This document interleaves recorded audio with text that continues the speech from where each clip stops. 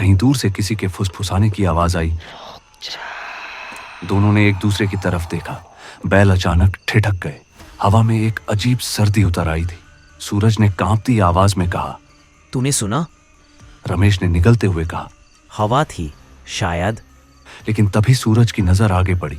धुंध के बीच एक साया चल रहा था, धीरे धीरे पेड़ों के बीच से। रमेश बोला, कोई औरत लग रही है, शायद रास्ता भटक गई होगी। दोनों की आंखें चौकस थीं। वो साया धीरे धीरे पास आता गया। उसकी चाल कुछ अजीब थी। रमेश, उसके पैर उल्टे हैं। दोनों के गले सूख गए। वो औरत जैसे हवा में तैर रही थी। उसके लंबे बाल जमीन तक फैले थे और चेहरा धुंध में छिपा था। रमेश ने जल्दी से बैलगाड़ी घुमाई।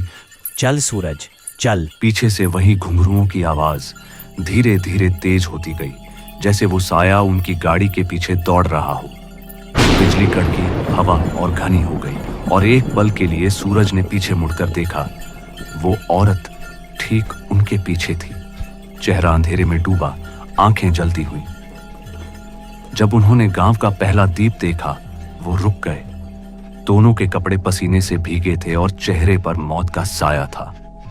चांदपुर के जंगल में जो भी उस साए को देख ले, उसकी जिंदगी अब उसकी नहीं रहती। और रमेश और सूरज, वो दोनों उस रात पहली बार डायन की आंखों में झांके थे। बैलगाड़ी किसी तरह गांव के चौपाल तक पहुंची।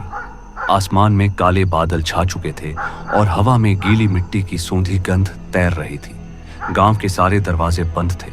बस चौपाल पर एक पुराना दीपक टिमटिमा रहा था।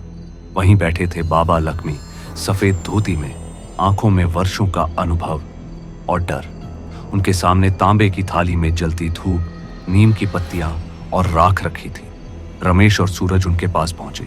दोनों के चेहरे पीले पड़े हुए थे, जैसे खून सूख गया हो। अब बाबा, हमने आज कुछ देखा। जंगल में एक औरत।